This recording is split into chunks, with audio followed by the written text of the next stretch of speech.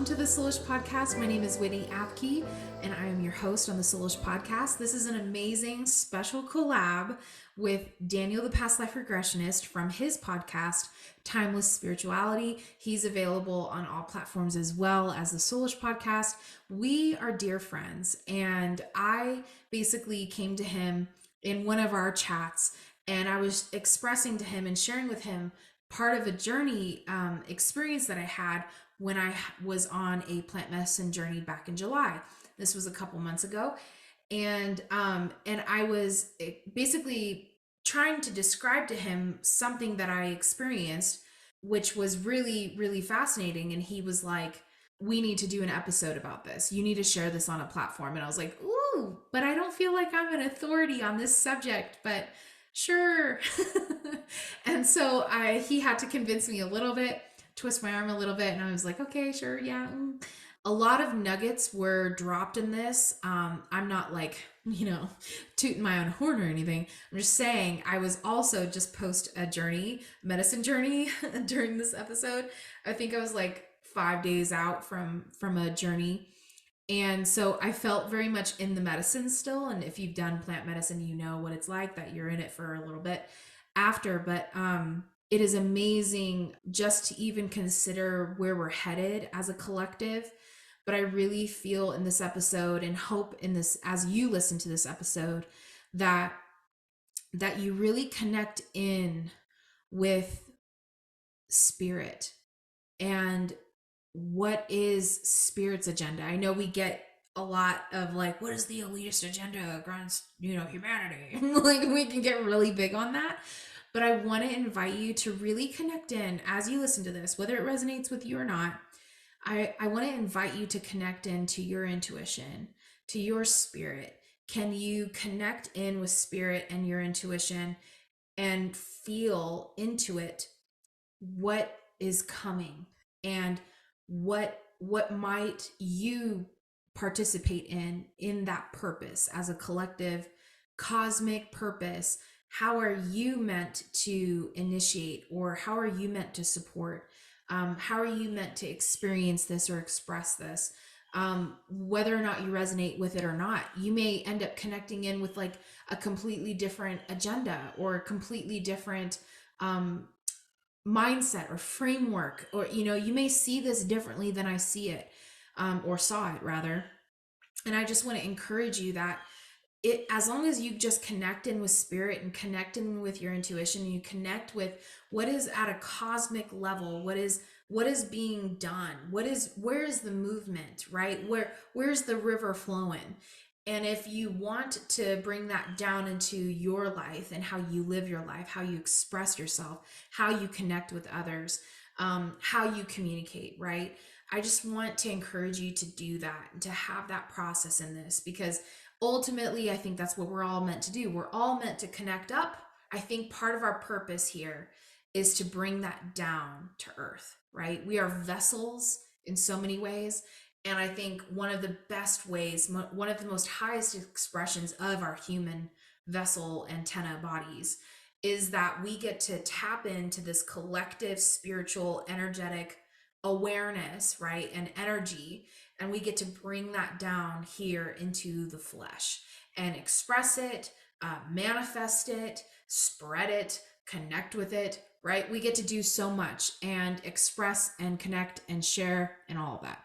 And so I think that's all very, very beautiful. So whether or not this totally resonates or not, I hope that that's the overarching theme for you, the cosmic theme for you in this episode. But I do hope that you're encouraged by this, that this inspires you, that it tickles your fancy a little bit and sets you off, on another experience or exploration for you. So love to you guys. Part 1 is published on the Timeless Spirituality, and the link is below, but the whole episode is also posted here on YouTube, as well as part 2 is available on all the other platforms on the Soulish Podcast. I love you guys so much. Check out Daniel, the Past Life Regressionist, on his socials, his podcast, Timeless Spirituality. All of those links are in the show notes for you guys. I love you tons. Enjoy. Okay, so this is the beginning of the episode, but I want to do a special intro. because I have one of my favorite people back on the show right now. And as she sees, I'm using my hands emphatically. Everyone, welcome Whitney Apke back to the show. So now for the standard intro. Hey, Whitney, thanks for being on the show. How are you doing today? I'm doing good. Thanks, Daniel, DJ. I don't even know what to call you on this thing. Daniel, is that fine? Daniel works. I was Daniel trying to works. think of something quick and witty, but I couldn't think of anything. Yeah, it's okay. I'm sipping on coffee myself, trying to keep myself sharp today. I got to be sharp with you, DJ. Who's DJ? Daniel, sorry. See, let me take a sip. And here I'm sitting here just thinking to myself, well, it's 8 a.m. somewhere. It's 8 a.m. somewhere. I know, right? Yeah, it's 3 o'clock. I'm right on the cusp, like when I can or cannot drink coffee, but I need it. I need it today. I don't drink coffee, so I don't know. Missing out. Yeah. I drank coffee for about a week when I was 18. Although it wasn't really drinking coffee because there was a Starbucks down the street from my school. So I walked there and then I would get a cup of coffee with a quarter cup of coffee, and the rest would be cream and sugar. That's such a high school thing. Yeah, that didn't last long because I'm like, this is No. stupid. So I'm that's sure my it story with tasted coffee. good. Anyway, I could have done without the coffee. Yeah. Yeah. You were having more cream and sugar than you were coffee. Yeah. I just, frozen yogurt's better. Yeah. Anyways. You're a froyo, dude. Yeah. So, back to the point at hand. Whitney, what is your favorite song about time? Oh, yeah. The other thing I do now with this question, because I don't remember what your favorite song about time and why is, or if it's changed. So I do this thing now where I play the guessing game. So once you say what your favorite song about time is, my hands will go up. So you'll see that I'm not going to be typing anything in because I'm going to guess the year. So Whitney, what is your favorite song about time and why? I feel like you have always asked me this last time and I had the hardest time. So I'm going to rely on my Spotify liked songs. Let's see. You know I'm going to go for Celine Dion, yeah? Yeah? You typically know that I'm going to go for Celine Dion. Are you guess the year? Well, I don't know. What's the song? Am I supposed to say the song before you say what year it is? How the hell am I supposed to guess the year if I don't know what song it is? I thought you were better than this. I'm disappointed in your Mind abilities. reading is not one of my gifts. You're a past life regressionist. I would think you'd have like a tap in line to like all intuition on alert. I mean, is this time related? I don't know. But I think I even said like my heart will go on last time because it's in relation to time. Once more, you open the door, like that kind of thing. My heart will go on. Time goes on, you know? Yeah, that one's just too easy. I know, because Celine Dion's like all 80s, 90s. Well, I mean, that was 1997 when that one came out. Good Lord. You're so good. See, I don't even know that, and I love Celine Dion. Let's double check that. I'm going to get this right, but I'm going to double check anyways, just because I don't want anyone to have incorrect information, because then they'll go and say, oh, well, my heart will go on came out in this year, and it didn't. Have you ever had anyone question you? Yeah, and I've been right. That's what I thought. Yeah, released November 24th, 1997. Okay, cool. I mean, but come on, that one was just a gimme also, because that's when Titanic came out. So, right. Yeah. All right. So, anyways, for that easy one and that layup that you just had to be, it's like just a total gimme. You want to just remind everyone who is Whitney?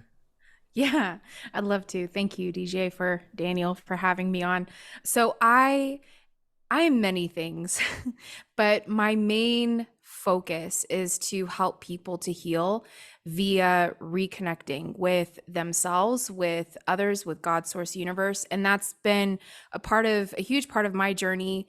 I came from Christianity. I was a pastor's kid. And right around my Saturn return time, that was when I kind of started questioning everything that I had been brought up believing, which was really scary.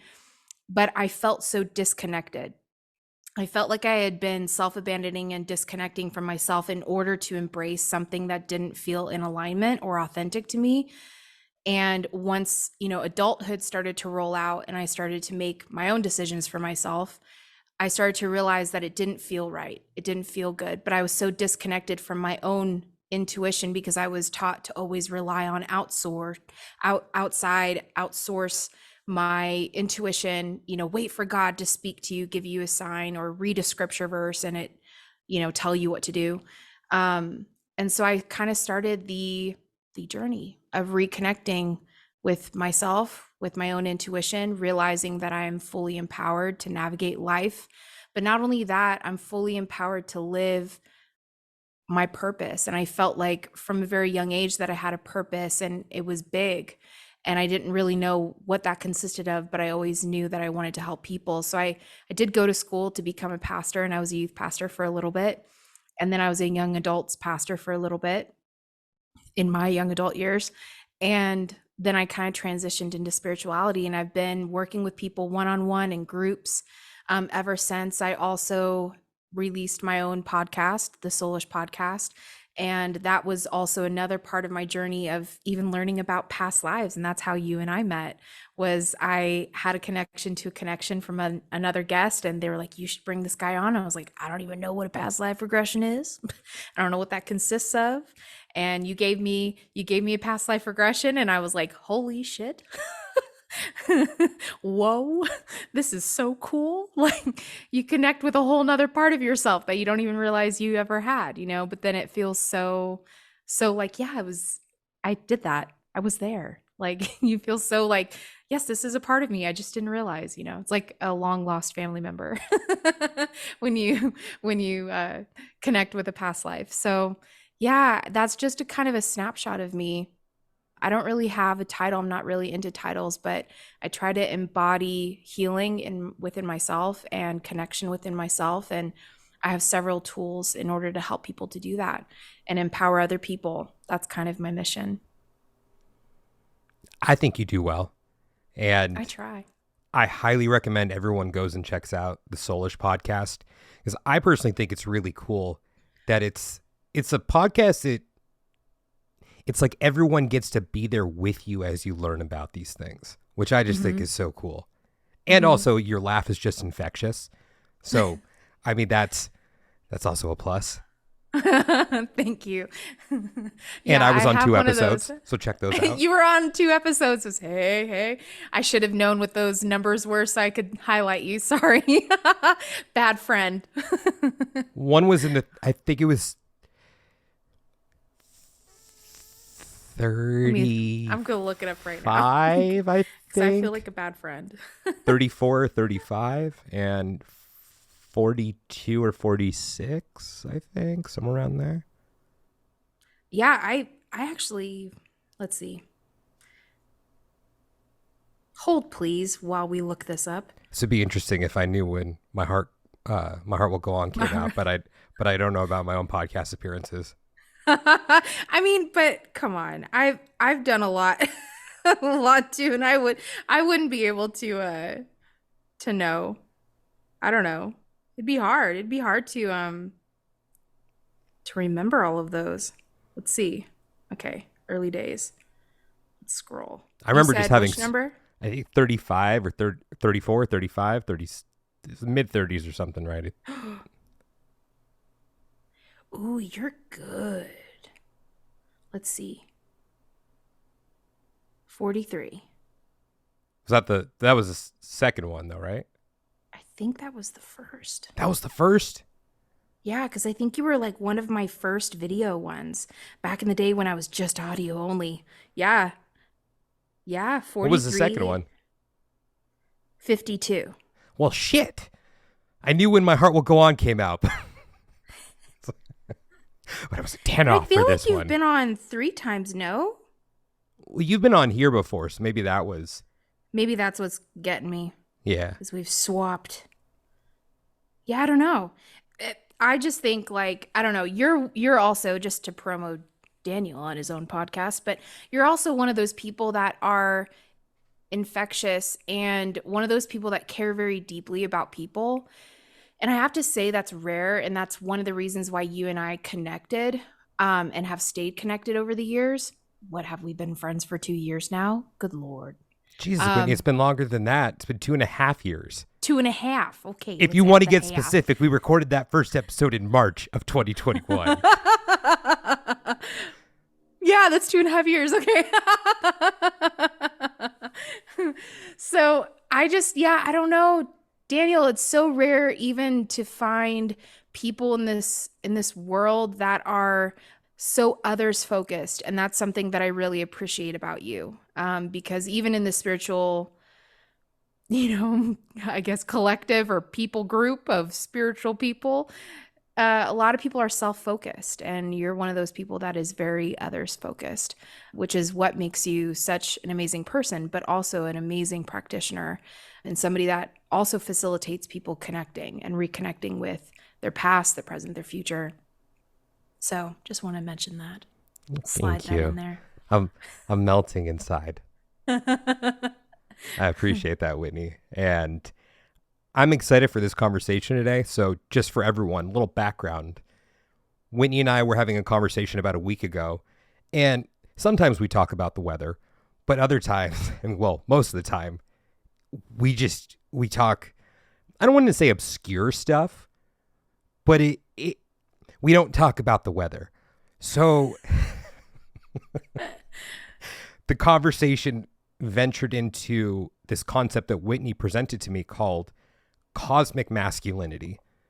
And she was telling me about it, and I said, you know what? I think this would be a great conversation to have on the podcast. So I want to hand it over to Whitney, and whatever comes up for Whitney right now in Cosmic Masculinity, because I kept having to ask, like, tell me, or not, it was like, tell me more. Like, what is this Cosmic Masculinity? And what's the difference between that and because I admittedly am not someone who focuses a lot on the masculine and feminine. I mean, I know that I can be sensitive at times and that I can be stubborn as shit at other times. And I'm like, where's my yogurt? And, just stuff like that. But I don't really boil things down into masculine and feminine. So Whitney is kind of my go-to for that. So that's my long-winded way of saying, who better to have on the podcast to talk about masculinity than a female? Nice handoff. Thank you. So Whitney, you have the floor. And I'll preface it with this, because this was actually one of the first things I said to you when you were like, we should do a podcast about this and you should share. I was like, but I'm a woman,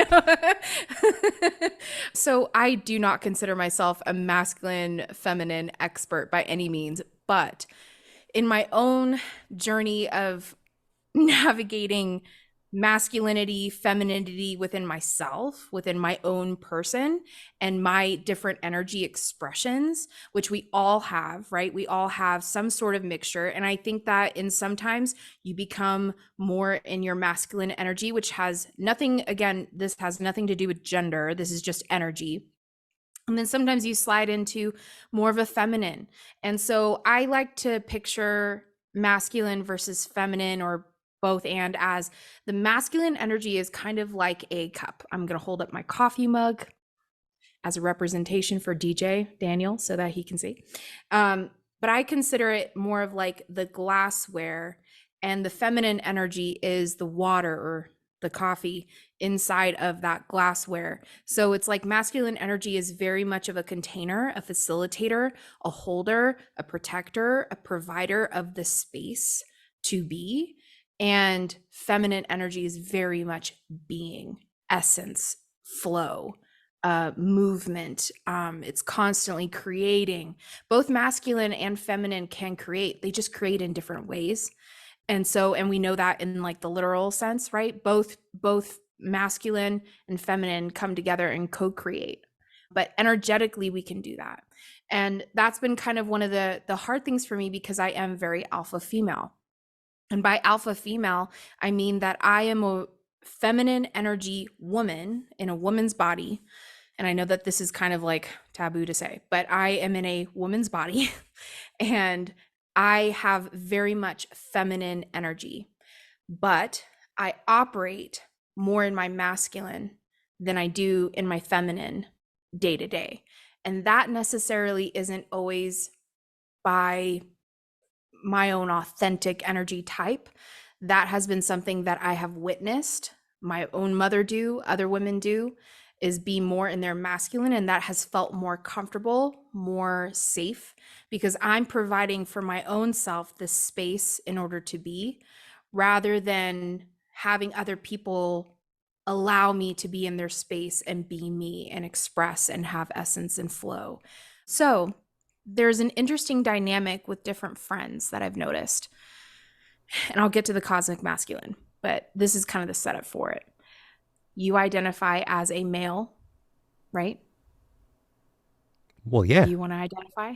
Okay. Oh, I'm don't totally have to comfortable identify. You can say identifying that. Okay, Yeah. okay. I knew you were, but you paused. So I was like, oop. Well, because I hate to say it, but you know, Yes, I know. you know, yeah. We all know. Don't we all know? Everyone listening is like, I get it. Okay, well, now that I feel like I should probably explain that a little bit further, because then there could be some questions that come up with people that are thinking. But that's great. "What is That's he?" an engagement opportunity for your listeners. I mean, meaning I want to be sensitive to everyone's feelings, and look, at other times I just don't care. But with regards to this, I do care about being sensitive to people's feelings. So it's, but it's also one of those things where I have to pause for a second and say, am I going to offend someone by saying that I identify as a male? Which And is I'm so like, sad. I'll be the one who's going to be the maybe the grinder here on the ears of listeners. Is I think that's sad. I think when we have equality, or we are raising an issue to acknowledge a people group that is not, quote unquote, I'm doing air quotes, norm, right? Societal norm. And we are accepting a different viewpoint, perspective, way of living, way of life, way of being.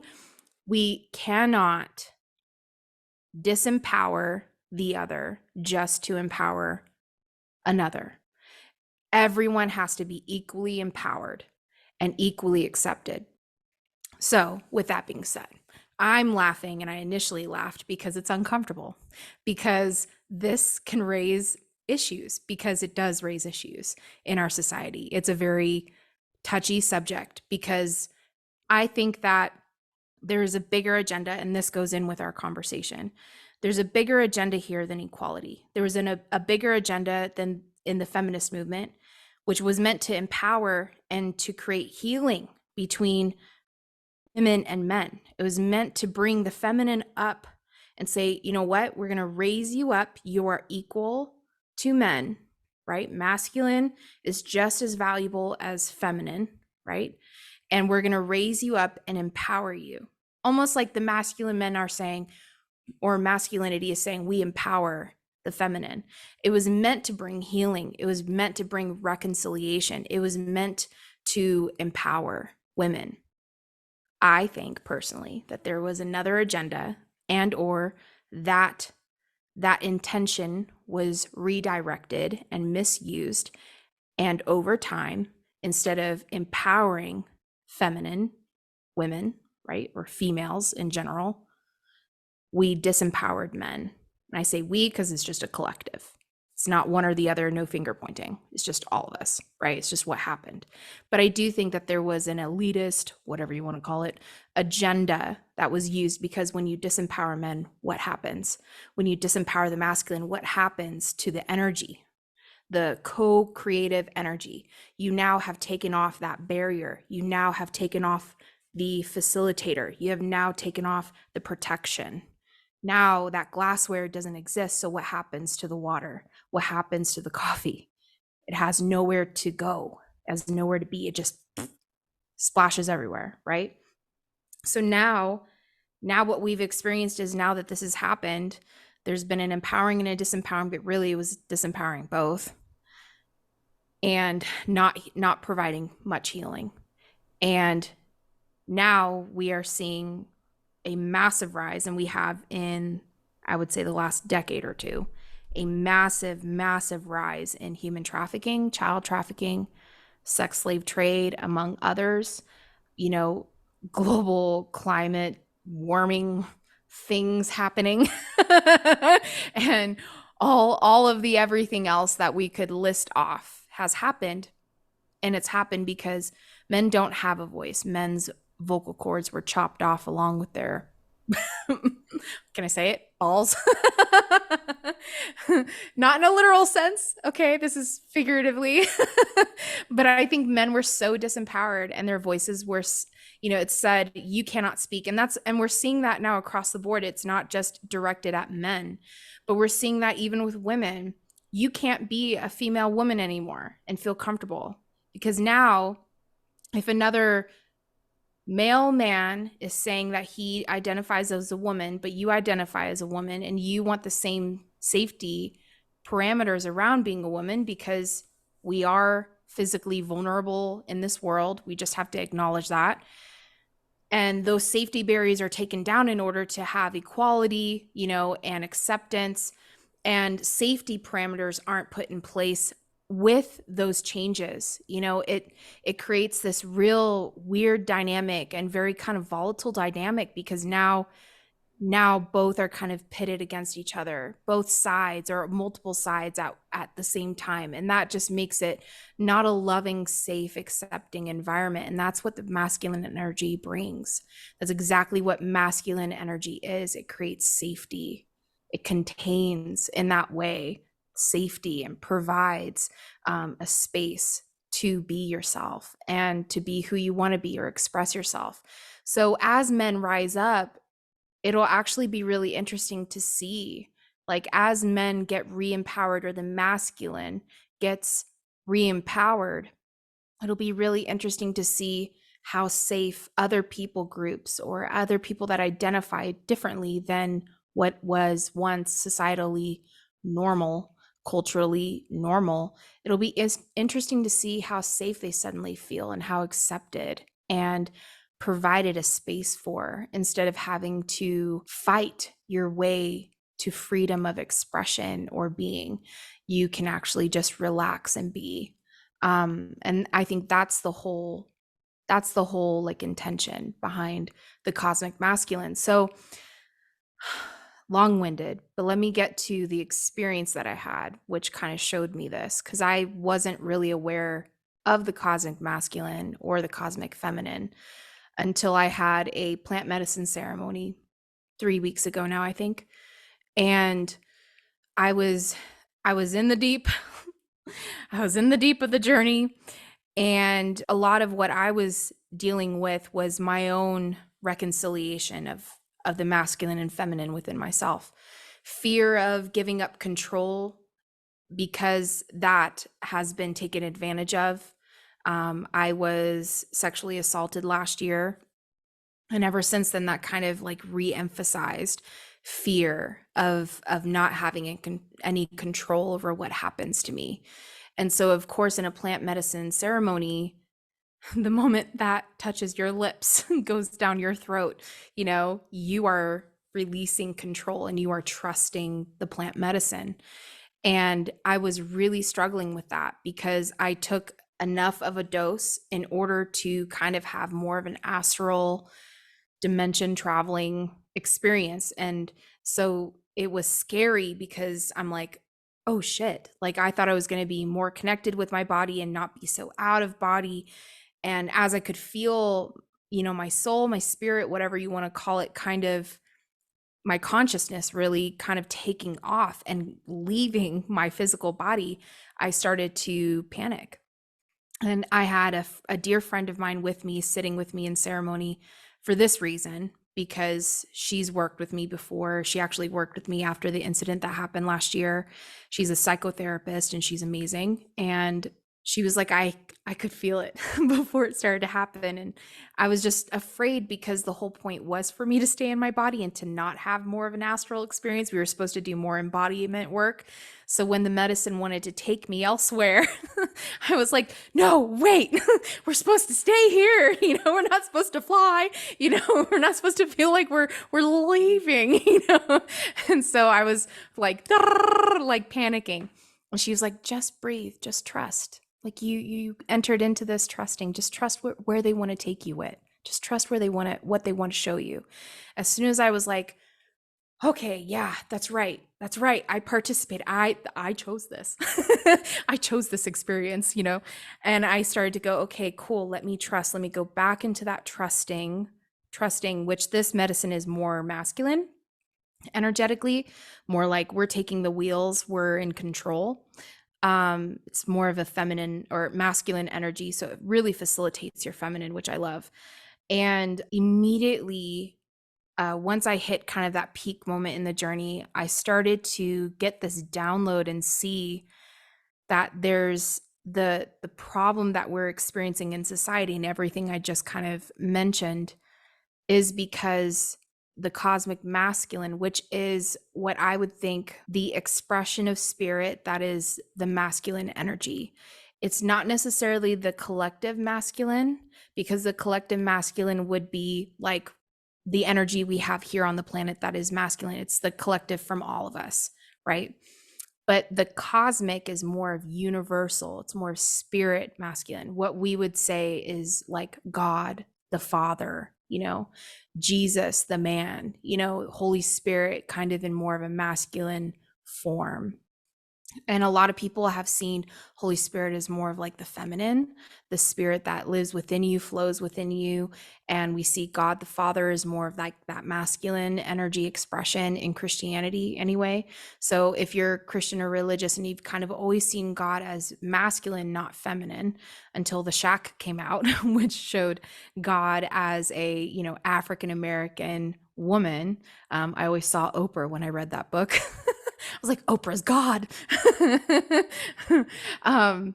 It's really interesting just to think of that expression as being more universal for me anyway, less the God, the Father that I kind of grew up with, but I see it as more of the most authentic expression of masculinity, and that being energetically, not in a gender, sexual orientation type of way, just energetically, the most authentic expression of the masculine energy. And I really felt what I was seeing and what I was hearing from them was that there is a empowerment that is happening right now on Earth specifically. Maybe it's happening even grander than that, universally, literally in other planets that we know not of, other dimensions, densities that we know not of. But at least here on Earth, there is a re-empowerment happening with masculinity, and that's energetically. But what it is doing to men who identify more masculine or women who identify more masculine, and that is, I'm saying gender-wise or non-binary, that operate more in a masculine energy, is it's empowering them to be in their most authentic expression and not in the unhealed, disconnected, disassociated, self-abandoned masculine that they've either experienced or they are operating from. And what this is going to do is this is going to help us to come back to a place of safety. It's going to cause a rise in the men on Earth, and I think specifically or those who identify as men or masculine, more masculine. It's going to re-empower them to express themselves and to step up and to fight for their right to express themselves and for others to express themselves in the way that they feel most authentic and aligned in. And I think a lot of the agendas around whatever we could say, elitist agendas, not trying to get into conspiracy theories, but all the things that we're kind of seeing that we're kind of tipping our heads at and going, what is this about? And why doesn't this feel right? Why does this feel like an attack on humanity or on a certain people group? I think we're going to start to see people rising up and not tolerating it, whether you're a man or a woman. And there's going to be this safety barrier recreated that is going to help us to really, truly actually heal and to stop whatever the agenda is, or whatever the, what I want to call it, I guess, whatever the service to self orientation from Law of One, where it's, dominating, it's using people, right? And using children, siphoning off of people's energy via fear or abuse or whatever, disempowering people, slave mentality, all of those things. So I think we're going to start to see that. I don't know if we're too late, Daniel, for experiencing the consequences of not having this in place for so long and allowing certain things to be allowed or put in place, documents signed, that, that kind of thing. But I think regardless, I'm kind of an optimist, and I really kind of sensed that there would be a downturn and there would be an up. And so whether, I think we see that in real estate, we see that in life, events and things like that, world events. But I do feel like there's going to be an up. But I think we have an opportunity to rise up, and whether you're a man or a woman, but cosmically, spiritually speaking, there is something that's happening. So I hope I explained that well and kind of gave enough. So kind of. Yeah, I do have a follow-up question there with regards to the patriarchy versus masculinity. And I mean, I would just like to kind of preface it by saying, do I believe that we have a patriarchal system in place right now? Yes. But I also see, again, this is just my belief and opinion, that there are women who are a part of the patriarchal system. So can you explain and differentiate? Because I'm sure that some people's heads are going to be spinning with that comment that I just made. So can you differentiate the difference between masculinity and the patriarchy? I think that a lot of what has been in place for a long time, I can't say for how long, because our history really only goes back 5,000 years. We don't have what was society like 50,000, 60,000 years ago. We don't really have that information. We can take a gander, but we don't know. But as far as we do know, we have lived in a society where men have the final say. Men are building things, men are creating, and women are around to help co-create. But it's not from a place necessarily of empowerment. So by that I mean, for thousands of years, women have been used as a vehicle of wealth, as a commodity to have, to own. That slave mentality has definitely been our experience as women, as females. And children too. I mean, in some ways, right, have been used as like, I need you to be the son, my heir. You can't live your life the way you want to because I require you to do what I need you to do in order to, have wealth sustained in our family lineage, that kind of thing. So not just women, children too, and men. But the patriarchal society that we've experienced, at least for women, from what I know from the research I've done, is that we were, basically bartered with, sold, traded, and used as, breeders and among other things, right? So the patriarchal society that we see now in a modern sense is very interesting. And there's a huge debate along with, OnlyFans and that kind of thing. And we can get into that if you want. But masculinity is connected to the patriarchal system, but it's not masculinity in its authentic, healed expression. Does that make sense? Mm-hmm. So the patriarchal society is a broken masculine, because masculinity isn't about power, control, or domination. It's actually about having dominion. Dominion is, I own all of this. This is all mine. I have this, but it's not for my own pleasure and taking. It's not for me to overpower, control, dominate. It's for me to be a steward over. It's for me to protect. It's for me to cultivate. It's for me to provide for. It's for me to watch over and to facilitate and to nurture in the masculine way. And so it's just different. It's a different expression, but that's a healed masculine. Healed masculine man doesn't need to control. Let's just put it in like the traditional gender forms. A masculine man doesn't need to control his woman. He knows and trusts his woman because he picked her, and because he knows what he picked, what he selected, because he watched, he investigated, and then he chose based off of what he saw and the track record, and what he feels in his gut is in alignment with the life that he wants. He chose a partner, a woman, to be a part of that. Again, traditional norms. You don't want to offend anybody.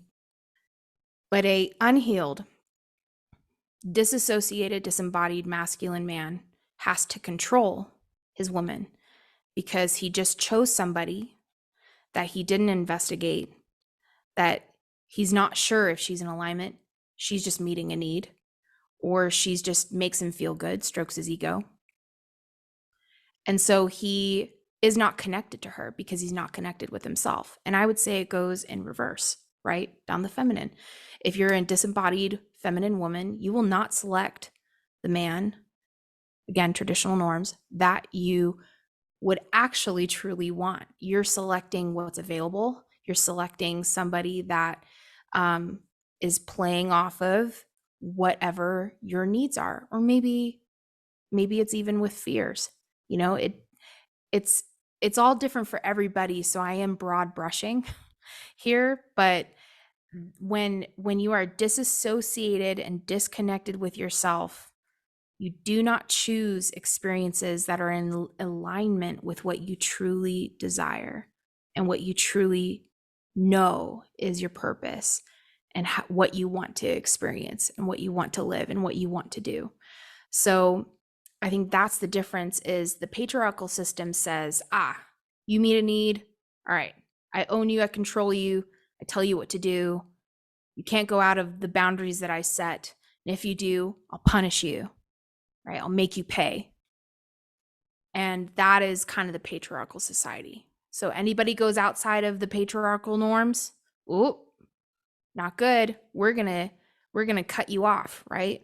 We're gonna fling you to the no man's land, right? And you're gonna be bullied, unprotected, misused, made fun of, right? And so that's kind of what we see. And that's why when people are expressing themselves in a way that, let's be real, being gay, being gender fluid, having a non-traditional sexual orientation, or attraction to same sex, different sex, whatever, pansexual, all of that has existed. We just even recently, just within the 5,000 years of history that we have, you can see in other cultures that was very much accepted. Like, it was very much accepted and very much a part of society, and nobody was wrong. Even if you were traditional. Now to be traditional is wrong. Now to say, I'm a feminine woman and I desire a masculine man, I can't even say that in a grocery store, God forbid, and I'm next to bananas. Not good. So yeah, there you go. Thank you, DJ. So I think that's the difference, is that we're coming back around again, and maybe in even more of a healed, this is my hope, is even more of a healed expression than back in the day, 5,000 years ago, when it was accepted. Because maybe there was a lack of safety even back then. Who knows, right? Like, we don't know that far back. It's hard to know because we weren't there that we know of, right? Unless you sign up with DJ to have a past life regression, you go to Greece, then you'll see. But otherwise, we're kind of like, what was it like, But I think in looking ahead and looking at the future, patriarchal society is not going to be in alignment with a healed embodied masculine and a healed embodied feminine. And that's energetically. So I think we're coming around to that. I don't know if it's like we have to, heal the masculine before we can truly heal the feminine. That's debatable. Who knows? Can the feminine energy flow without the container? Can it be? Can it express? Can it feel safe to do so? We're not seeing that right now in society. It's very difficult. There's a lot of animosity. There's a lot of hatred. There's a lot of words being thrown and slanderous things happening. Even if it's a successful man, I'll bring this up, and I'm probably going to get you a lot of community engagement on this one, but Andrew Tate, the Tate brothers are very much a debatable topic on the internet, right now. And a lot of people disagree with them, disagree with their message. A lot of people align with their message, and a lot of people totally resonate. And I just think that is, yet again, whether it's morally right, morally wrong, whatever hashes out in trial, and whatever we find out, whatever information, and if we even know that that's true information being brought, which is debatable. But whatever happens with that, I still think that is in some form being used by the cosmic masculine in order to highlight healed masculinity. Whether it's truly being embodied in the Tates, debatable. I can't say that it is or it isn't, right? I just know they're definitely causing a lot of men to rise up and to be empowered. And I'm just kind of looking at the fruit, and I'm taking little nibbles. And I do see that there is some good coming from what's being talked about and raised. And even like their university that they have where you can learn how to make money, that kind of stuff. It's empowering men and women to be more financially secure. Even just that is providing something to the collective that is helpful, which may be debatable. But I think that on a cosmic masculine level, I think we're going to see more of type of Tates, Luke Belmar, which is connected to the Tates. He's another guy that I look at that I go, wow, like what I'm seeing, do I know the innards of his being? No. But just what I'm seeing, I really resonate with. And it actually causes me to feel more in my feminine, just even watching his podcast and hearing about what he says are his, his moral compass, his integrity lines, what he doesn't cross, and what his objectives are, and what he feels like his purpose is, and his journey that he's expressed. So I just think we're going to see more of that, and we're going to see more masculine expressions rising up, and we'll see what the patriarchal society looks like in the next 10 to 20 years. It'll be interesting. So even with you bringing up the Tate brothers, well, for starters, before you told me, before we had this conversation about a week ago, I wasn't even aware that there was the brothers. I just thought it was one of them. So admittedly, I don't know much about them. And I think this is kind of a reflection also of the fear that gets brought up in me right now of providing a space for a woman to bring up these men who are portrayed as misogynistic, which again, I don't know. I am not educated enough in their message to say yes or no.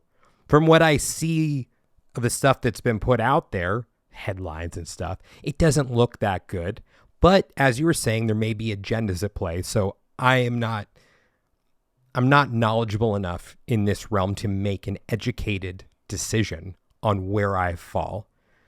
And there's that fear that comes up of, oh shit, am I going to now be associated as someone who is supportive of their message because I didn't shut this down right away, which is a shame that we can't just have a conversation about it, which also leads me to something else that kind of popped into my head as you were talking, which was, as we're recording this in August of 2023, I recorded an episode. It's an unreleased episode back in June of 2022, where I brought someone on who was pro-abortion. I'm sorry, no. Anti or pro-life. There you go. You know, the terms that are used. And I am someone who, look, I'm the kind of person who's like, look, your body, your choice. If you're not hurting anyone, you know, more power to you. And also, you and I, we've had conversations about other things in that respect. And like, regardless of where I fall on the spectrum of my own personal choices, I'm kind of like, look, you do you, as long as you're not hurting anyone. You know, I may toe the line in some places and not toe it in others, but you do you. And I had a really good conversation with this person. Now, this person happened to be a male, and I did that purposely because I wanted to approach it. This was someone who, so here's the thing. In the spiritual community, there's not a very deep bench of pro-life males or even pro-life females for that matter. So this is someone who, beliefs aside, I respect their intellect. So I felt that we could have a really good conversation about it. And I'll say this, I learned a lot from that conversation with regards to what it means to have a baseline, which I went in there without one. And I balked with regards to releasing it because I spoke with someone who was a woman. And I brought up that, oh yeah, I did an interview today talking about abortion from a more spiritual angle, because it was more about the implications with regard to spirituality and like karma. Karma, exactly. How does karma fit into the equation? And this person said to me, two males should not be having a conversation about that. See, I completely disagree with that. And that's how I felt too. And because that's an unhealed, I'm just going to call her out, whoever she is. That's an unhealed woman. She is unhealed in her feminine. She does not trust the masculine. And that is exactly what we need to heal. And I can see that. And that scared me because I'm aware that my audience, at least for the podcast, the demographic breakdowns are, I believe, 80% female.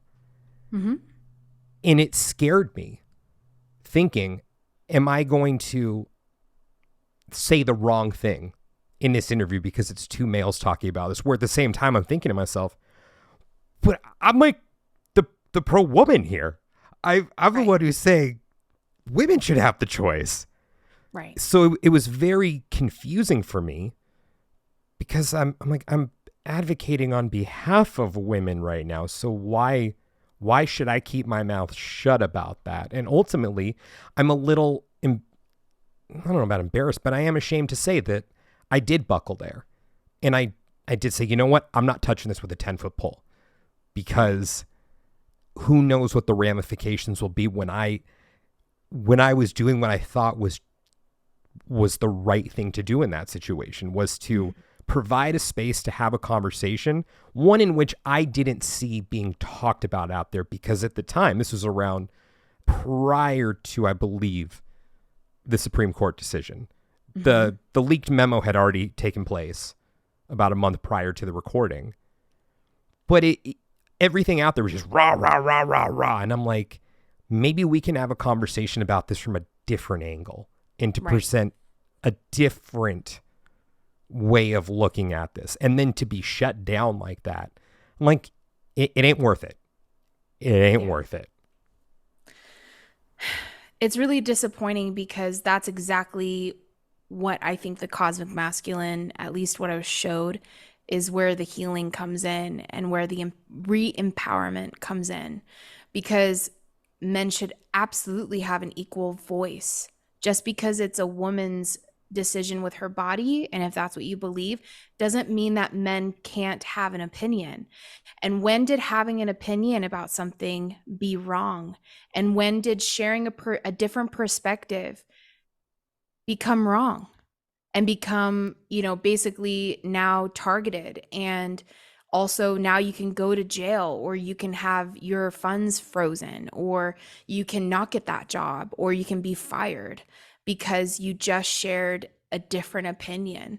That is where, again, it's the unhealed masculine expression in the patriarchal society. We think we're healing it, we think we're moving away from it, but actually, no, it's just continuing on. It's just in a different expression, in a different topic, in a different, way. And I totally believe that life, regardless, should be valued. It doesn't matter what it is. It doesn't matter if it's your dog. It doesn't matter if it's a baby. It doesn't matter if it's nature. I think that all life should be valued, highly valued, and highly protected. And that's something that I think we are, in whatever way that is, moving towards. But we need masculine men, masculinity, to be re-empowered in order to do that. The feminine can't do all of it, right? Femininity actually loses its ability if it doesn't have its equal and its partner in crime, masculinity. It needs that. It needs both. And we have both of those energies in us. And so we, of course, express them at different times. And I think for you, feeling that lack of safety to even just have a perspective, that's sad to me. Like, for you to be silenced, no one should be silenced. And even I know, like, a lot of hate speech happens, and a lot of, bullying in that sense, right? Degrading somebody else, right, happens when we start having a conversation, but it just needs to be brought back to love. I listened to, it was on a reel, and I think it was actually a monk, and he was saying, why do two people shout at each other when they argue? And he said, it's because they've removed their hearts from each other. They've distanced themselves from each other. So why the volume happens is because subconsciously that's happened, and energetically maybe even that's happened. So they are making up for the distance. They're trying to call out and make up for the distance because they don't feel heard. And so the closer we come together, the more love we have for each other, the more compassion, the more understanding, and the more room we give each other to even work it out. I'm a verbal processor. I work things out when I talk. So, like, I don't want everything I say to be judged and criticized and condemned when I'm in the middle of working it out. If I wasn't allowed to be on my journey, I would never be on my journey. I would never be able to venture. I would never be able to experience, and maybe even experience wrong and right, something that is supportive, something that is not supportive. And I think that's where we need to give each other the space, and that's where masculinity comes in. It gives us the space to flow, to venture, to experience, to express, and to realize, that actually doesn't feel in alignment, or that didn't feel good. When I did this happened, and that didn't feel good. And you've had that experience. I'm not going to say anything on a personal level, because we personally talk and share experiences where we have both experienced that, where we both have expressed ourselves and experienced either backlash. I got a ton of backlash for having a certain guest on. I won't even mention it. I got backlash from personal friends. I got backlash from people in the comment section. And I just was like, it's cool, it's fine. Because I'm not going to change what I decided. It's already out there. And I'm just going to trust the fact that people are on their journey, and people are expressing themselves right now, and people are experiencing something, whether it's their perspective, whether it's reality. That's not up to me to decide what is someone's perspective versus reality, but I can honor it. I can respect it, and I can give a space for it. And that's what we do as podcasters, is we really have conversations and we allow people to experience those conversations. And it is a vulnerable place to be, like this podcast. I could be pissing off so many people right now. Yes. Better you than me. Hey, I'll take it. I'll take the heat. I think it's, it is true. There is a lot of backlash with, popular men that are out there that are successful, not just the Tates, but other billionaires, millionaires, affluent men, right? And non-affluent men, men that have nothing, that live on the streets. I mean, we see a lot of different expressions with men.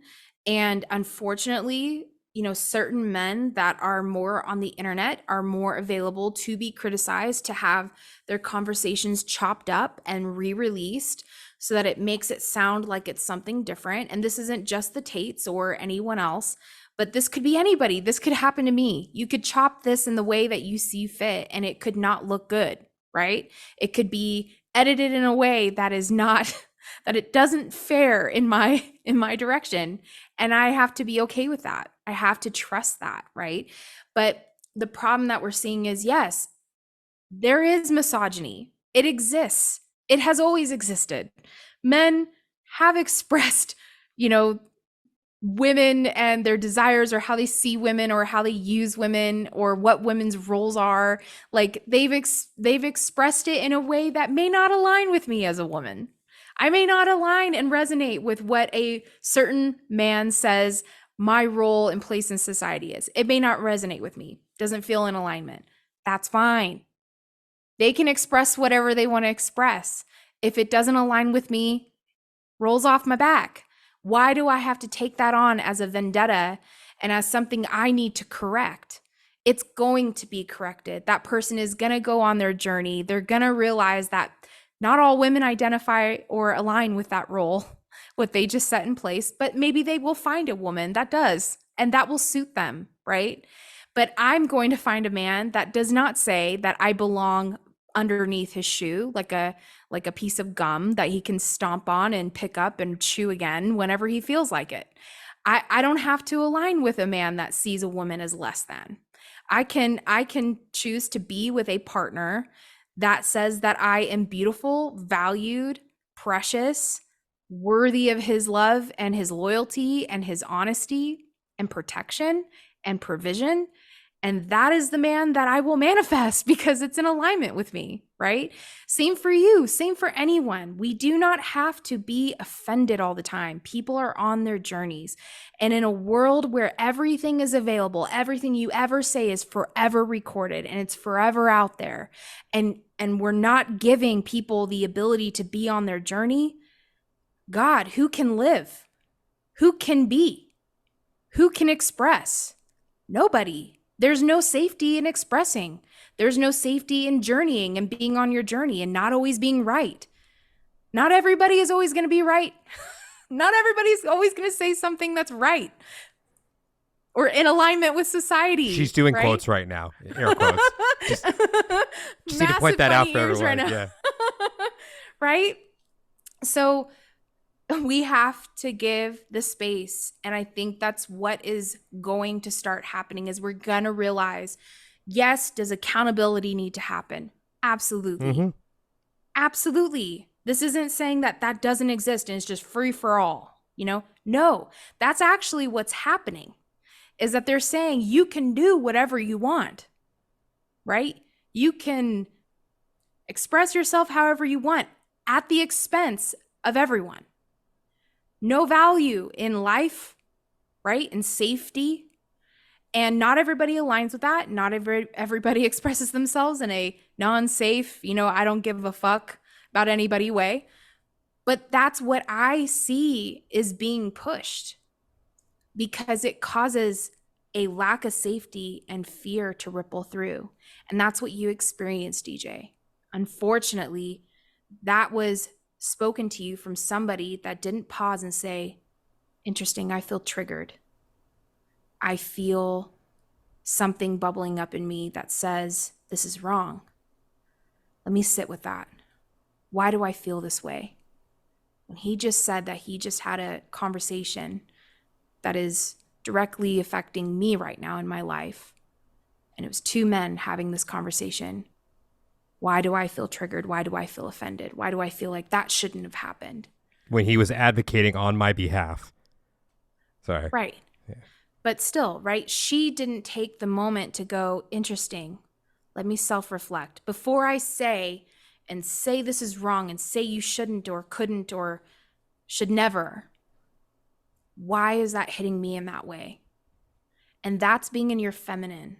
That's being in your ability to just be and to just express, experience.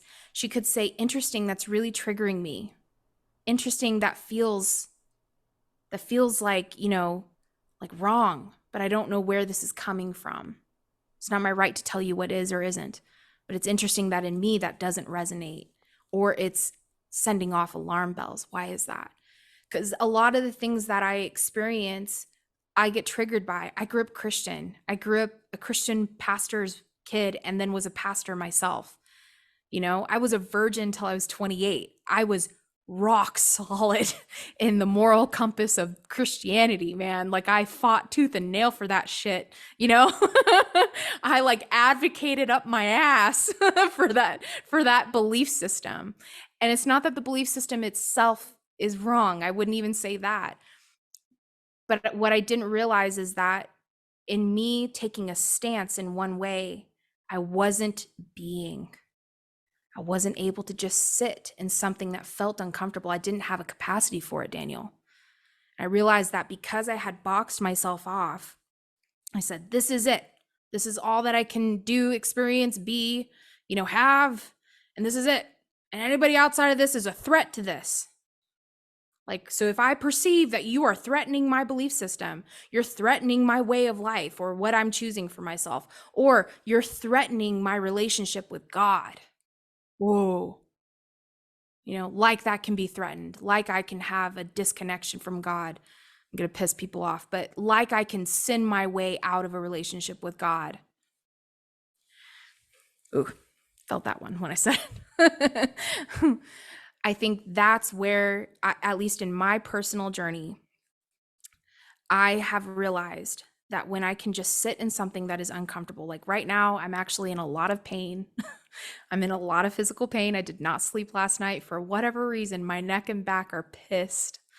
And so every movement that I make, I'm experiencing pain, but I'm allowing it to be that way. It hurts like fucking hell. I've been working it out on the wall, on the floor with tennis balls,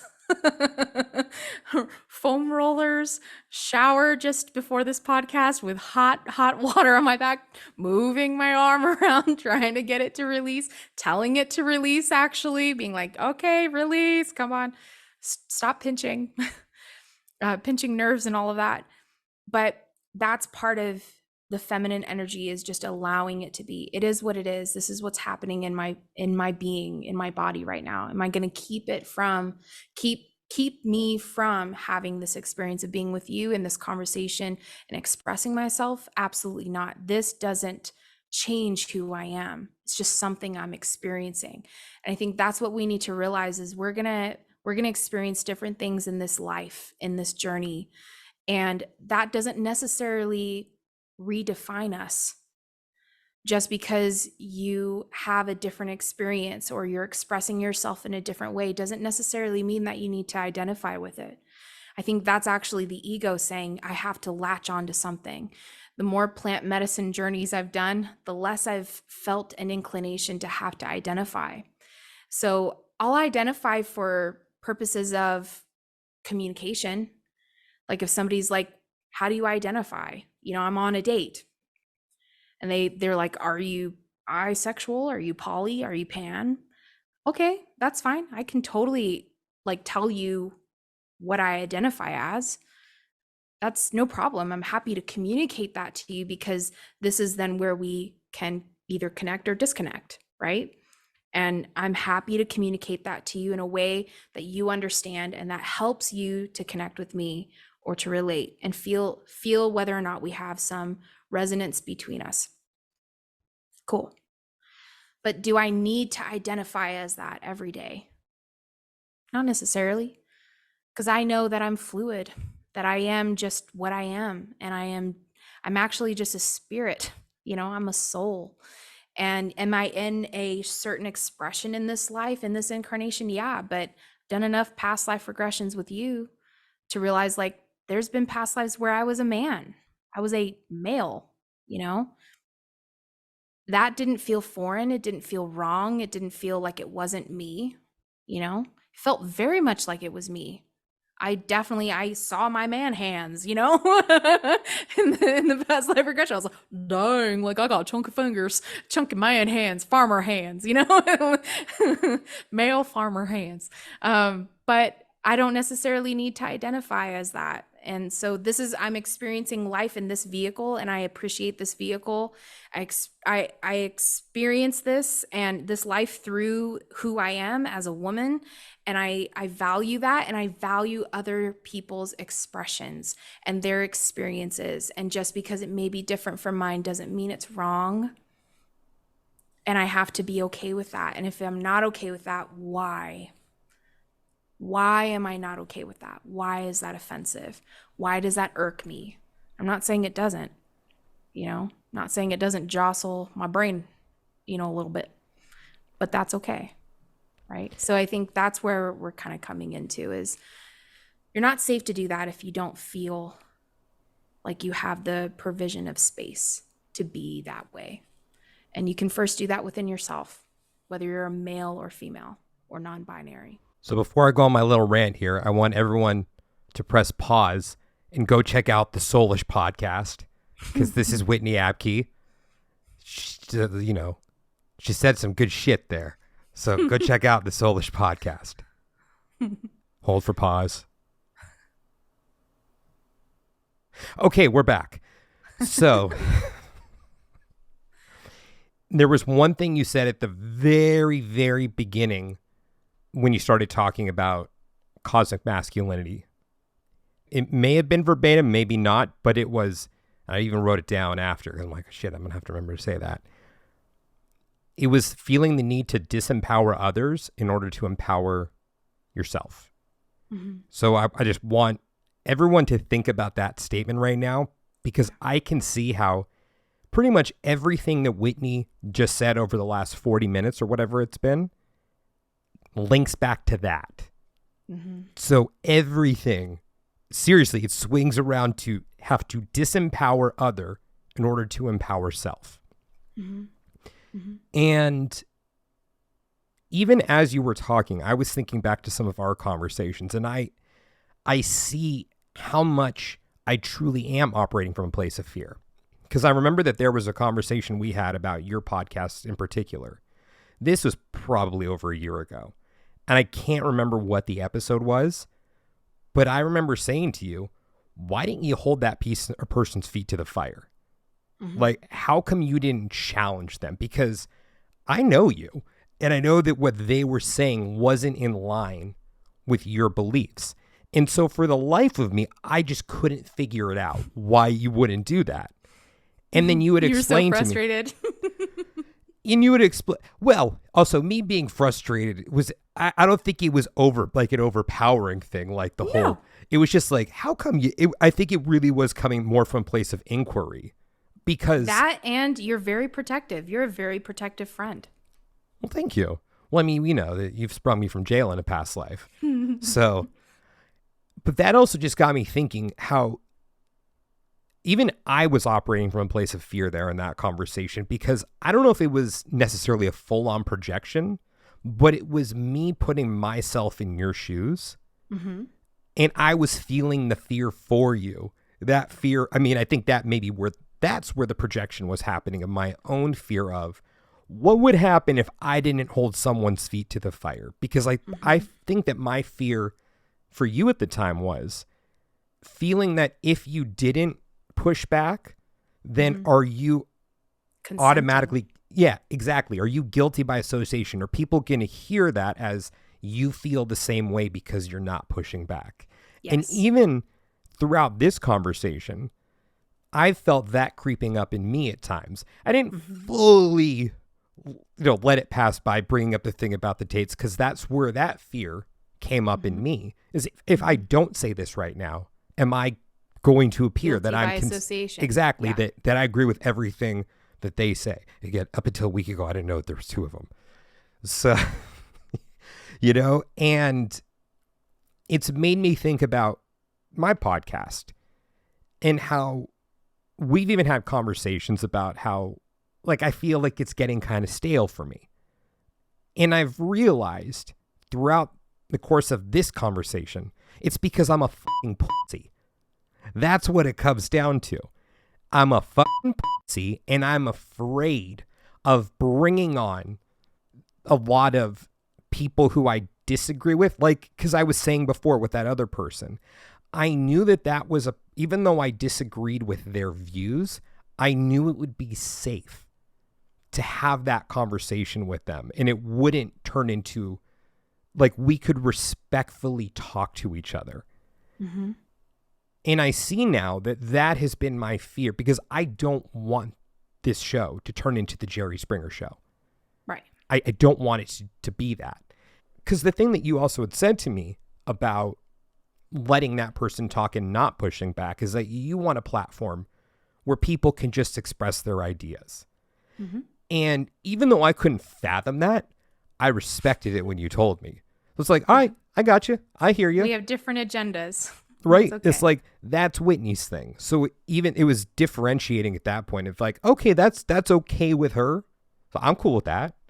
Mm-hmm. But I don't think it was until right now when I truly understood that was just my own fear and thinking about, I mean, do I dare say me being selfish and thinking about myself in that moment also? Well, still, yeah, you're right. Like, I'm looking out for you, but thinking about my own fear in that situation and now seeing how my own fear is holding me back, because yeah, I am afraid. I'm not afraid of pissing off people by talking about twin flames and stuff like that. For some reason, I'm like, I'm like, maybe they're a thing, maybe, or doing a spiritual satire episode. I'm not afraid about pissing people off that way, but there's something about, I give too much of a shit about what people think of me. I care too much, and that's weird, because it's like I don't care in many respects. I mean, hell, I'm a past life regressionist. Right. So if I was going to care in that respect, I would have a more traditional job. Mm-hmm. But I'm not going to get canceled for being a past life regressionist. Like, I may be looked at as a bit of a quack, but I still think that this swings around to what you said with the need to disempower others in order to feel empowered. Because I feel that is my biggest fear, is that people are going to come after me because they feel so disempowered. So in order for them to feel empowered, you gotta, which is, and you even brought that up about us having our own platforms, that I was aware of the risk once I started. That's also why it took me a very long time to start my own platform. Yes, it did. Because I'm a fucking pussy. Just call a spade a spade. However, I don't know. It's probably going to take some time for me to cast that aside, because I have so much respect for you and you not giving a shit the way that I do in that respect. Because even that podcast that you were talking about with that particular guest, where you got a lot of shit for that. Mm-hmm. I had interviewed that person on my podcast before, and I had to sit on that for a while and thinking, this was an interview I did almost a year ago. This is a different episode. There's been some episodes that I haven't released because of the fear. Mm-hmm. So not because of the content, and I don't think there's validity to, well, there's a lot of bullshit in that one, but we could talk about that one at a different time, because you know what I mean. Mm-hmm. But I had to sit there and really think about that, because I was afraid of what would happen if I put that out. Mm-hmm. And then I saw what happened. I'm like, there ain't no fucking way I'm doing this. Like, nope. Yeah. Nope. Yep. And I approached it from a very different point of view. Maybe not but I pushed back a different way than you did. And in a way that was very respectful. But I wasn't afraid of the person. I was afraid of their following. I was afraid of the mob. Yeah. And it was a real thing. I'm going to be, Oh, yeah. I'm not going to lie. It was a real thing. And I had to be in the comments more than I've ever had to be in the comments, actually setting the boundary lines of like, excuse me, no. You are not going to talk to that person that way. You're not going to call that person stupid. Just because they're considering what this man is saying or not considering it, just because they are being open. This is what this platform is about. And you're not going to come into my platform and bring your saucy sauce. You're not going to change the pH of the Soulish podcast. I won't allow it. You can express yourself however you'd like, but the second that you start disempowering, belittling, bullying somebody else in the comments and you think it's not going to get read, it's getting read. And I'm going to call you out right now. You're not allowed to do that. That's not okay. That is not love. That's not loving. So here's the difference. So I respectfully disagree with you. And this is how love expresses itself, because I love you. I respectfully disagree with you. You're not a pussy. You're not less than because you have an opportunity to face a fear that is one of your many mountains in your mountain range of life to climb. Everyone has a mountain to climb in their life. Everyone has a challenge. Everyone has something that is part of their hero journey. And just because you're able to look back and acknowledge, okay, wow, I have a lot of fear in this way. And this is how I'm seeing this. And this is how this affects me. And this is how I perceive myself, or this is how I perceive what will happen to me if da da da da da da da.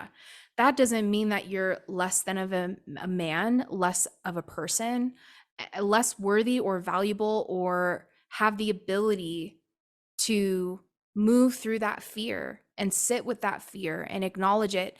And I think how you depolarize the fear is that you love it. That's really what shadow work is. Shadow work is loving what you feel, what you see, what you're experiencing. You know, that is what shadow work is. It's like, hey, this is a dark spot. This is something that's ugly. This is something that I don't like, or I don't feel is in alignment with who I am now. You know, maybe it aligned with me back then, but it doesn't align with me now. But I don't want that there anymore. I want to heal that, or I want to release that or let go. First, you have to connect with it, then you have to love it. And so I think that's what we see in our society, is that instead of loving each other in the mess, you know, you wouldn't tell a child that they're a horrible person because they shit in their diaper, or they shit all over the carpet. They had an explosive shit. You don't blame them. Okay, I was never thinking mind. of one more way to say Right. it. I was trying to get you to smile. If anybody could see his face, I was trying to get him to giggle. It worked. Yeah, there you go. But you know, you don't blame the child for having a moment and not knowing yet, or not having the ability to go to the bathroom in the toilet, right? You don't say that. You don't say that they shouldn't live, or they shouldn't exist, or they're less than or unworthy of love or acceptance or anything. So we're in a place in society where there's a lot of people, and they're in different places in their journey. And that does not mean that anyone is less than or better than. And this is one thing that I absolutely abhor in the spiritual community, is the expression of I am spiritual and I have arrived. It's like, okay, well, yeah, I mean, that could be like a plateau moment for you. And like, sure, okay, it's a high vibe, but does that mean that like everyone else is below you? You know, you can easily do that in the victim mentality and say, I'm a victim and you all are the people that are victimizing me. Same thing, different costume, you know? And it's very much coming from a place of, again, judging, you know, and needing to be something and identify. And I think in the same way that we can identify as being a pussy is yet another way I meant you're that as an just, endearing term also. I don't yes. mean to offend the Yeah, women or no, no, those who identify as women. you're good. I have a pussy, you're fine.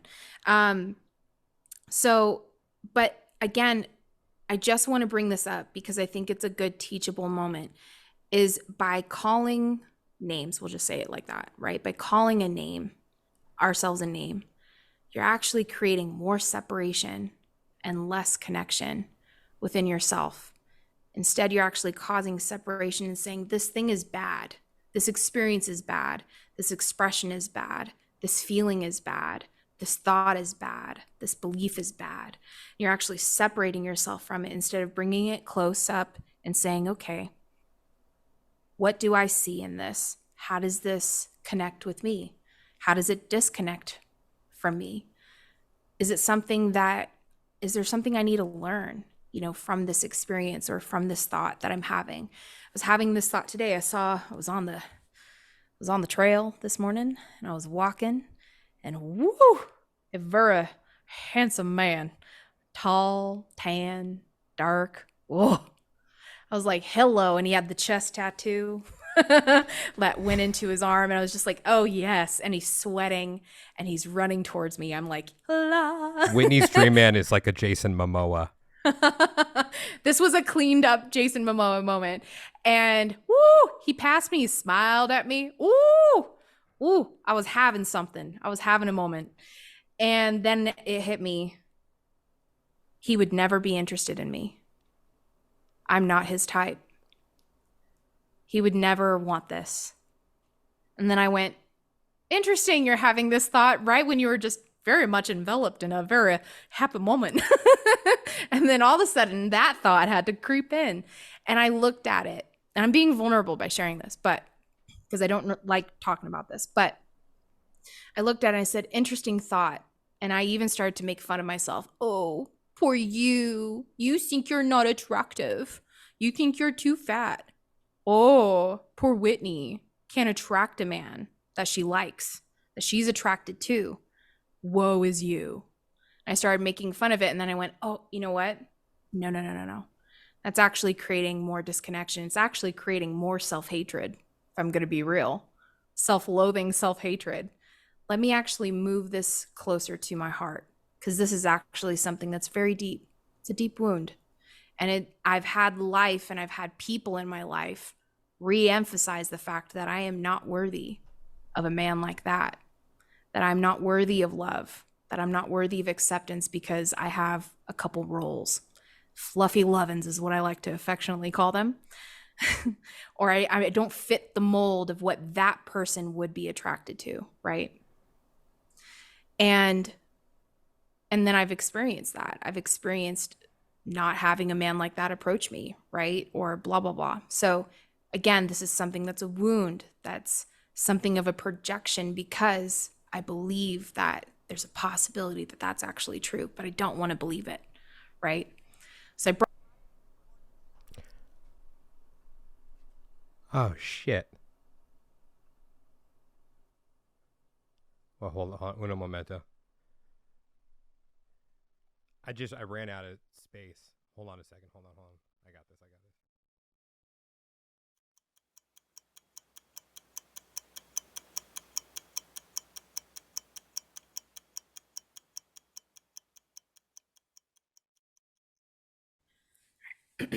Okay, so I was out of my masculine there, and I needed.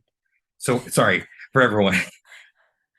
I wasn't in the masculine. I didn't have enough storage space on my computer, so we just had to switch over to Whitney recording. So I need to embody my masculine next time. Make sure that I have enough. Did I get that right with the masculine? That was also my long-winded way of saying or trying to recover that. I don't remember where we left off.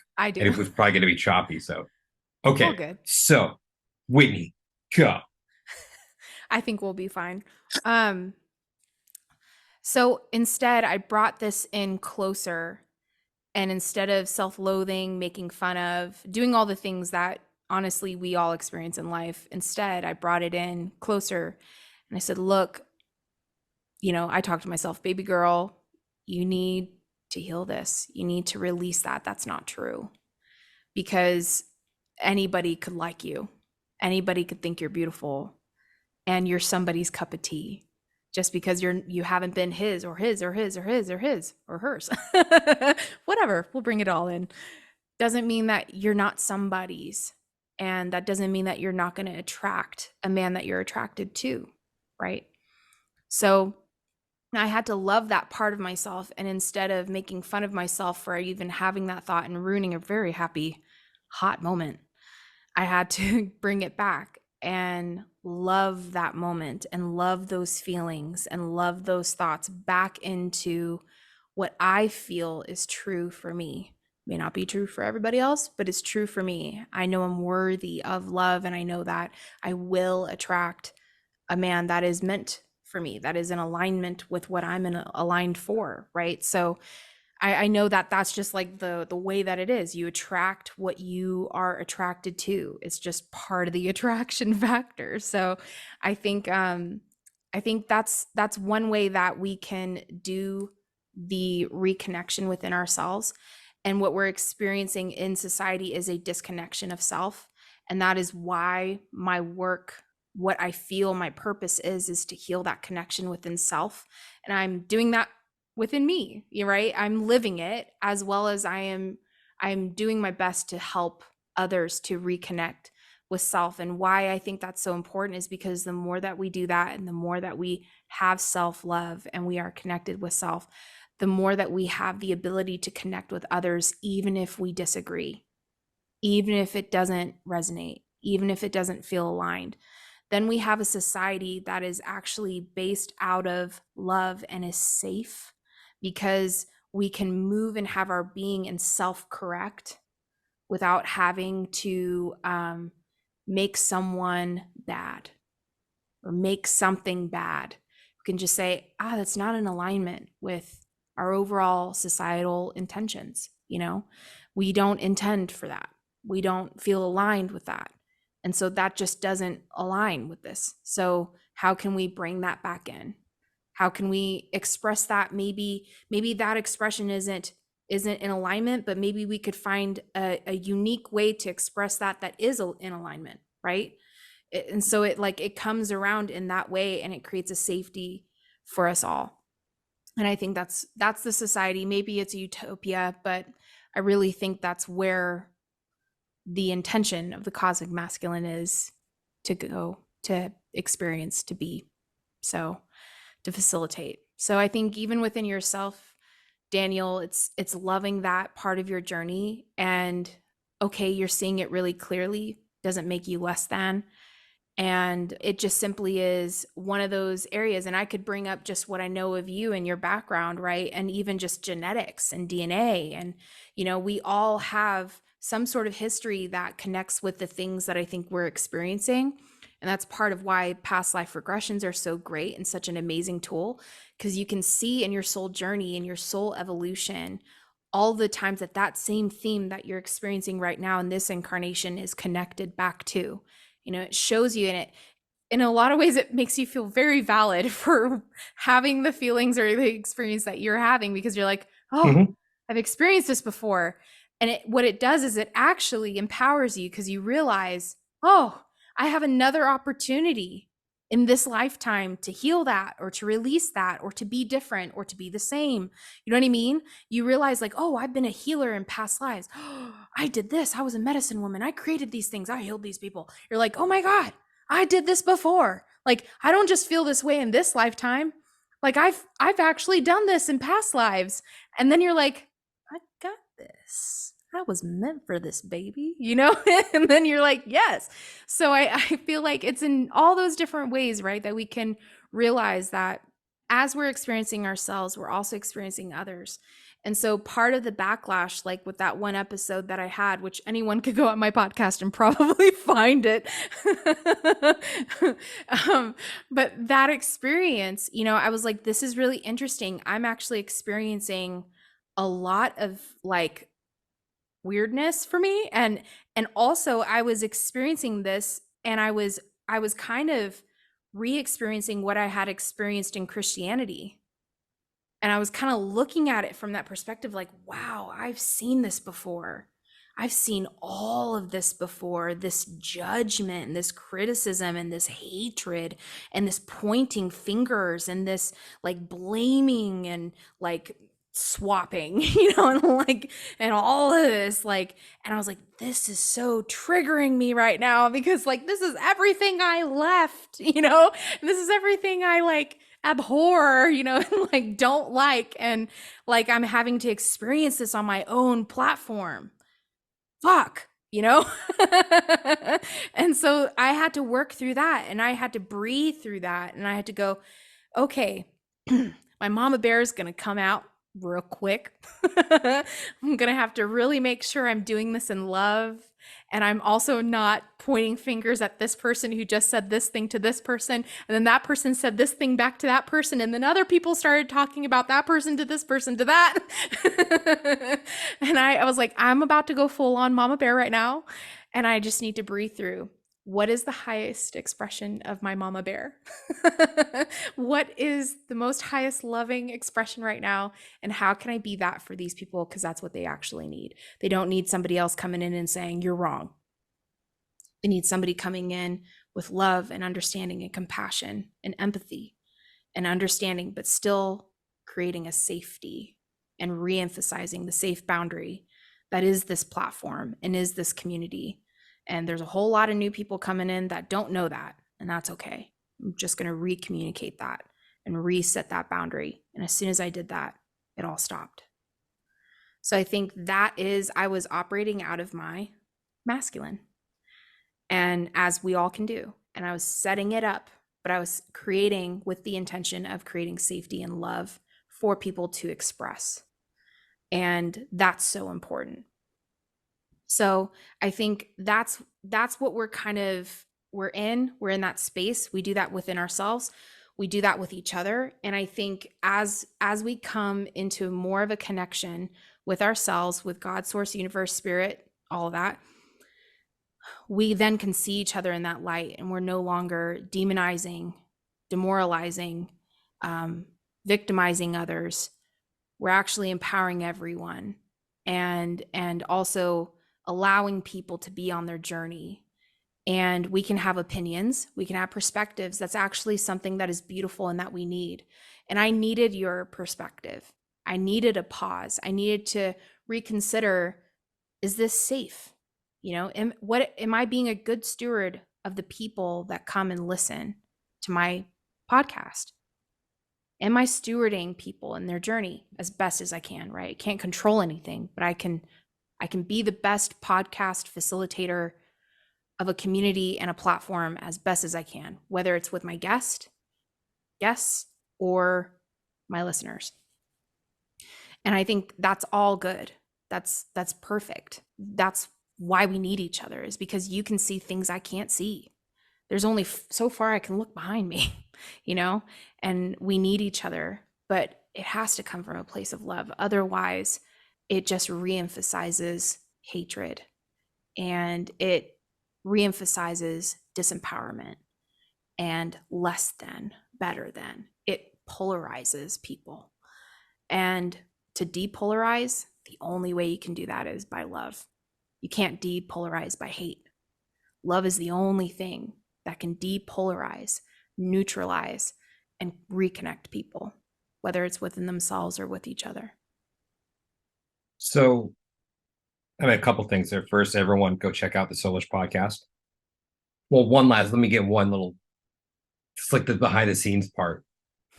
It's not always the best thing in the world to bring your friends on, because it's like playing Never Have I Ever with them because they know stuff about you.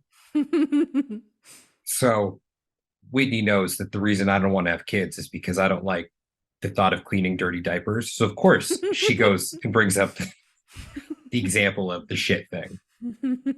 And remember, I know about the Swedish guy. So get that one with Swedish or Norwegian or Norwegian. Norwegian, yeah. The way, with the like oiled up with baby oil and yeah. Yes. So it goes both ways, having or being interviewed by your friends and But here's interviewing the friends. thing is love empowers. Exactly. Love empowers. And something else, I really feel everything you're saying, and it's hitting hard. And this is also where, as we've had conversations about, is the responsibility component, the responsibility that I feel.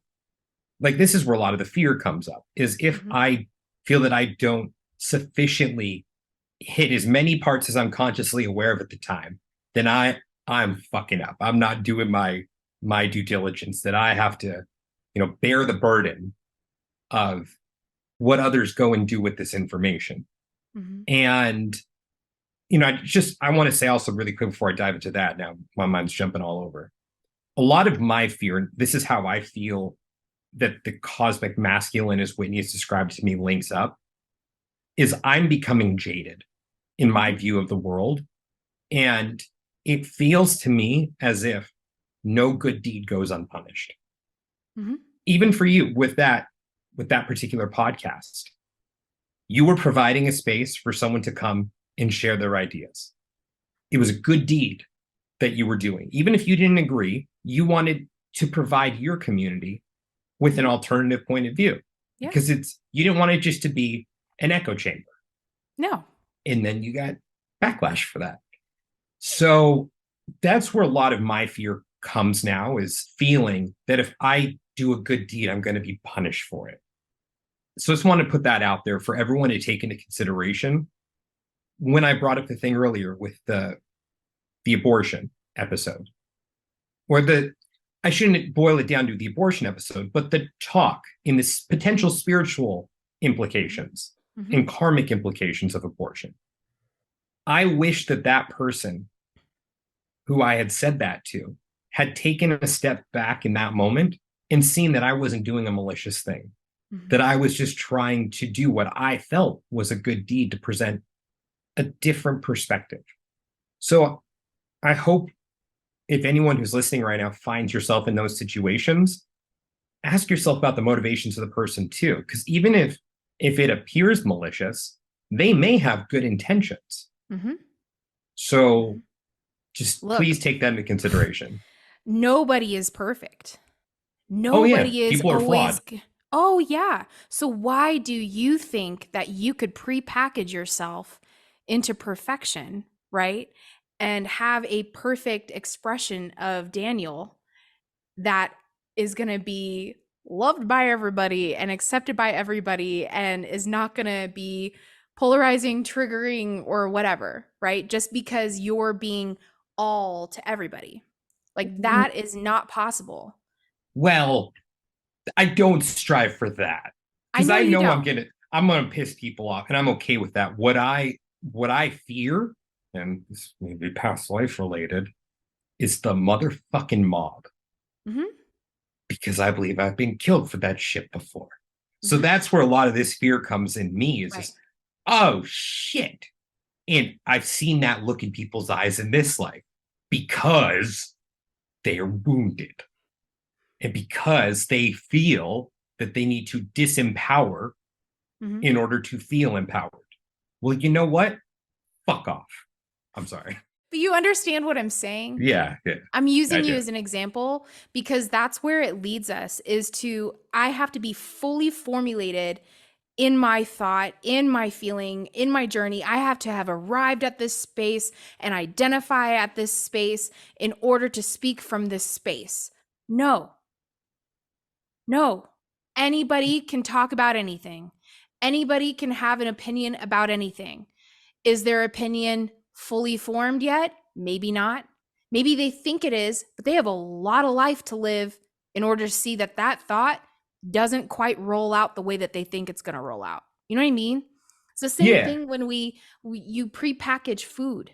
Like, you can't have everything perfectly prepackaged and it retain its nutrient quality in order to be sustaining to life. And that's the thing, is we have to be okay with being wrong. And that's, I've been on both ends, and I've always been on both ends, and I probably always will be on both ends, where I have been the finger pointer and I've had the fingers pointed at me.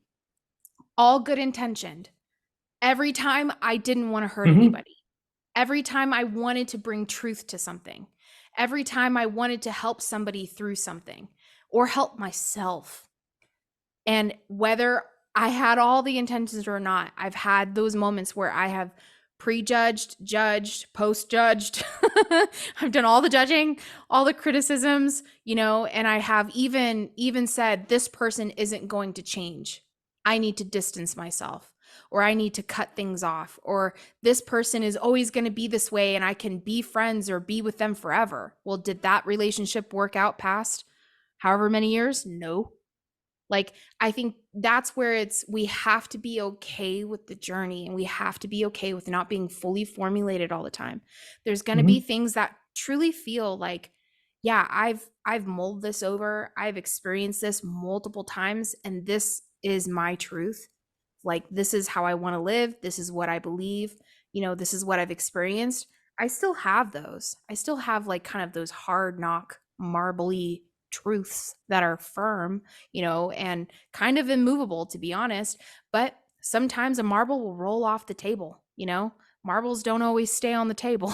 Sometimes they roll because that's life.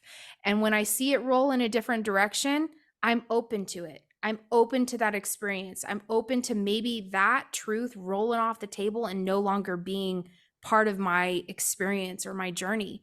And that's where we have to be okay with the fact that life is life, and it's going to happen that way. Whether it's people coming in and out of your life, people saying they agree with you, don't agree with you, accept you, don't accept you, believe in you, don't believe in you, empower you, disempower you, lie to you, cheat, are honest, love you. It doesn't matter what that experience is, you're going to have all of it in life. And so it's just a matter of you kind of sitting back and kind of choosing how you want to live. Do you want to live in a way that you are contending for everything and you are fighting for everything that you have? Or do you want to sit in a place of more rest and ease and peace? You're going to have moments where that peace is disrupted, right? Where that ease becomes tense all of a sudden, right? But you can choose to come back to that default and respond from a different place, right? There's times where action needs to be taken, and there's times where you can sit back. If we all were monks, nothing would get done. Nothing would happen. Change wouldn't be actualized. But we need monks, and this is an example, but we need people that are reflectors, people that see things from a different perspective, may it be a higher perspective, that have a higher thought, a higher frequency than what we see on the ground level, right? Because we're doing it. We're action, we're changing things, we're doing things. And that's part of what I love and feel is so sacred about plant medicine, and why this was even shown to me was because I said, look, I need a higher perspective, because how this relates to me, it was very personal. It was very personal to me how this was related, and how it changes the way that I live my life is what I'm seeing. It gave me a higher perspective instead of just seeing all the shit, on the ground level. It helped me to see, oh, got it. I understand. I understand the big picture, and I understand what the intention is. And it may not be rolling out of everybody like it is on the cosmic, universal, spiritual level, but it's going to. Eventually, people are going to start saying the same thing, doing the same thing, because it's the energy that is sweeping. It's the energy that is moving through us. And it's the intention, I think, of God, spirit, universe for us, is for us to reconnect and be re-empowered in our masculine, in our masculinity, in that masculine expression. And that is safe. And even though I've not felt safe, and I've even been held down and violated, I still am choosing to trust the process and trust the journey. Does that mean I don't vet anybody and I just fully trust whatever is coming at me that's masculine? No. But it means that once I have vetted, which is the feminine way, femininity vets, it basically observes, and then it says, okay, I choose you. That's what they do in the animal kingdom. A tigress will literally have all the male tigers come, bring her food, fight for her, defend her, protect her, provide for her. And when she is ready to mate, she says, okay, I choose that one. And that's her prerogative who she chooses, but she literally chooses a mate for the season based off of what she observed. It's very feminine. We're stationary. Everything moves around us in the feminine energy. So that is how you can vet, is come into your feminine, come into your essence, come into your being, reconnect with self. And where are you troubled? Where are you upset? Where are you triggered? And sit with that. You have to sit in the uncomfortableness. You have to sit in the pain. You have to embrace it all. That's part of the journey. That's a part of reconnecting with yourself. So whether it's a thought like I had this morning of I'm unworthy, I'll never have, I'll never experience. That was a thought that I had, and it's rooted in a belief because it's actually been re-emphasized by other people's and by my life experience. But does that make it true? No. Does it make it true that all men are misogynistic bastards and idiots and can't be trusted? Is it true that all men who are affluent and successful are cheaters, liars, can't be loyal? Is it true that anything you hear on the internet is reality and is what that person said? We're about to go into an AI situation where someone's mouth is moving and words are coming out, but it's not the actual words that they've ever spoken. It's AI. And we're not at a place where we can't differentiate. We can still tell because AI isn't that good yet, but it's going to get to the point where AI is that good and where everyone is hearing a different thing, even though they're all on the same news station. So we have to be able to be connected enough to be able to intuit what is reality versus what is our perception versus what we're projecting onto somebody or something, a situation. We have to be connected. If we're not connected within ourselves, navigating life becomes harder and harder and harder. It becomes more difficult, more painful, more of a challenge, which is fine. That's your experience. That's your experience. That's this life, right? But I think what we're being asked of on a collective is to reconnect with ourselves. Right now, both need to be empowered. Feminine and masculine need to be re-empowered. We, as a collective, need to be re-empowered. And we need to not be subjected to a slave mindset, a slave culture, a slave society.